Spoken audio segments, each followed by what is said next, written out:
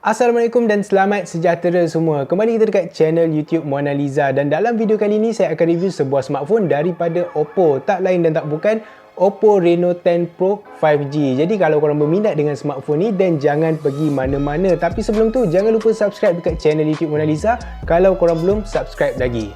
Jom.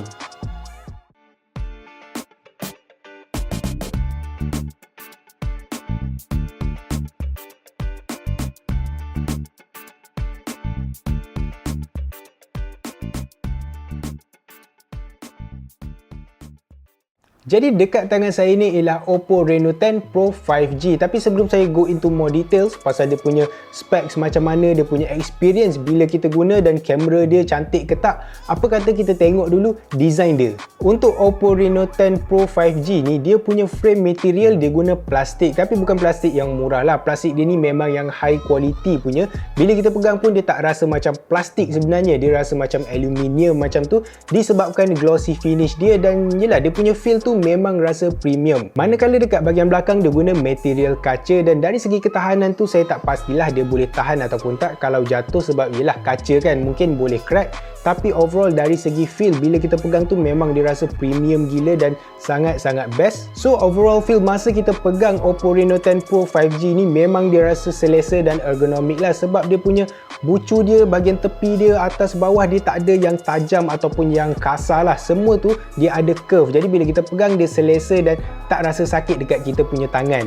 Untuk bahagian kiri dia tak ada button, dia tak ada apa-apa, memang nampak minimal. Manakala untuk bahagian kanan dia ada satu volume rocker dan juga power button. And then dekat bahagian atas dia ada satu mikrofon, manakala dekat bahagian bawah pula dia ada satu mikrofon, lepas tu dia ada satu speaker, and then dia ada satu USB Type-C port untuk charging, untuk transfer data semua tu.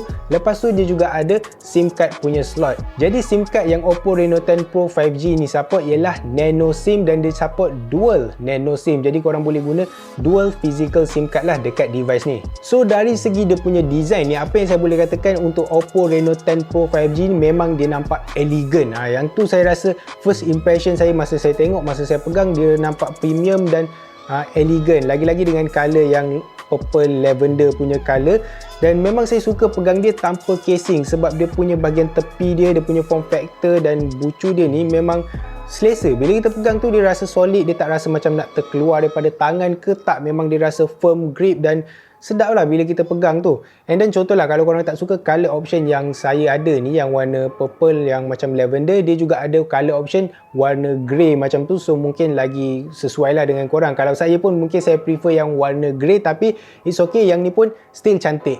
Okey, sekarang ni kita beralih kepada display pula, dan display yang ada dekat Oppo Reno 10 Pro 5G ni dia guna AMOLED display dengan resolution 1080x2412p 120Hz dan support HDR10+.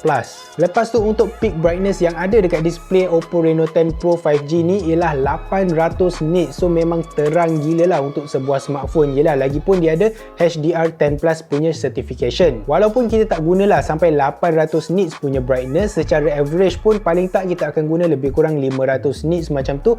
But at least bila kita nak konsum HDR punya content, kita ada headroom yang banyak, dari 0 sampailah 800. Jadi kita akan dapat kontras yang sangat bagus lah. Plus dia guna AMOLED punya display kan, jadi part yang gelap tu memang dia akan nampak betul-betul gelap, manakala part yang cerah dia akan nampak betul-betul cerah. Apa yang best lagi pasal dia punya display ni ialah dia punya screen to body ratio cuma 89.7%. Ni bermaksud bila kita guna dia untuk kegunaan biasa ataupun untuk nak konsum media, border dekat bahagian keliling dia, sama ada dia punya chin, dia punya forehead, kiri kanan dia ni, dia nipis tau, dia slim. Jadi bagi kita viewing experience yang lagi best. Kemudian untuk operating system yang Oppo Reno 10 ni guna atau yang dia datangkan sekali ialah Android 13 dan guna ColorOS 13.1, dan ColorOS ni untuk Oppo punya device lah. Dan experience saya guna ColorOS ni memang best, tak ada benda yang saya nak komplain. Dia minimal, dia clean, tak ada bloatware, dia simple. Dan experience kita dapat pun hampirlah dengan Android, stock Android punya user interface. Dia seakan-akan macam Realme punya UI lah. Dua-dua saya suka, dia simple, dia clean dan tak serabut. Memang saya suka dan tak ada benda nak komplain. Sekarang ni sampailah dekat part yang paling menarik kita nak cakap pasal device ni, which is dia punya specs apa yang ada dekat dalam Oppo Reno 10 Pro 5G ni. Dan mula-mula sekali kita akan cakap pasal dia punya chipset lah. Dan chipset yang ada dekat dalam device ni ialah Qualcomm Snapdragon 778G. So yang ni pelik sikit dan boleh kata agak controversial. Tapi kenapa saya cakap dia pelik? Well, kita kena rewind balik and then kita pergi dekat model yang sebelum ni, which is Reno 8 Pro yang guna Dimensity 8100, which is kalau kita nak compare lah dengan Snapdragon 778G ni, Dimensity 8100 ni lagi powerful daripada Snapdragon 778G. Jadi kenapa Oppo decide untuk letak sebuah chipset yang less powerful dekat dalam device diorang yang baru ni? Yang tu mula-mula saya pelik, saya tertanya-tanya juga kenapa. Tapi kita kena cuba ubah sikit fikiran, yang tak semestinya device baru kena makin powerful kan. Mungkin diorang ni bukan just fokus kepada power, tapi mungkin diorang fokus kepada power, battery life dan juga kamera. Dan memang ramailah orang berdebat secara online kenapa Oppo decide untuk guna chipset yang less powerful kalau nak compare dengan device diorang yang sebelum ni yang guna chipset yang lagi powerful. So chipset ni dah boleh kata macam chipset lama lah kan, tak adalah outdated sangat tapi boleh kata dated lah kan.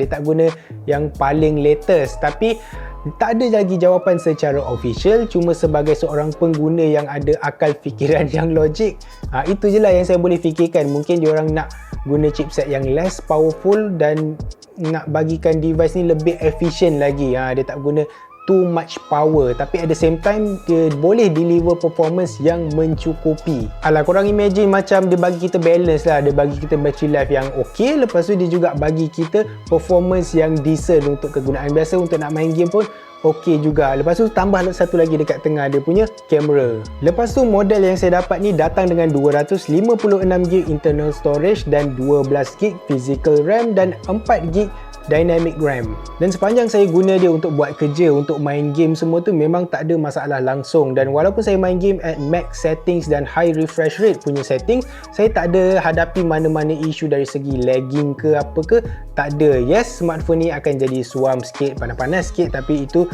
as expected lah kan. Memang kita expect dekat sebuah smartphone. Cuma dari segi performance tu, yes, tak ada isu dekat situ. Dan cakap pasal battery life, bateri yang ada dekat dalam Oppo Reno 10 Pro 5G ni ialah bateri 4600mAh punya kapasiti dengan 80W fast charging. Bukan 60, bukan 66, tapi 80W. Percayalah saya cakap, dengan 80W fast charging untuk bateri berkapasiti 4600mAh memang sangat-sangat laju. Bila korang cocok charger, sedar tak sedar bateri dah full. Dan memang tu satu benda yang saya suka gila lah. Sebab untuk Android device yang saya selalu guna untuk buat kerja, itu cuma 60W fast charging. Kalau tak silap saya, itu pun 5000mAh. Jadi bila saya tukar dekat yang Oppo Reno 10 Pro 5G ni kan, dia 4600mAh tapi 80W, memang laju gila, berdesuk. Dan ada benda yang menarik lagi, sebelum saya shoot video ni, saya actually pergi KL untuk 3 hari. Dan selalunya bila saya pergi mana-mana, tak kisahlah saya nak pergi office ataupun saya nak pergi studio, nak pergi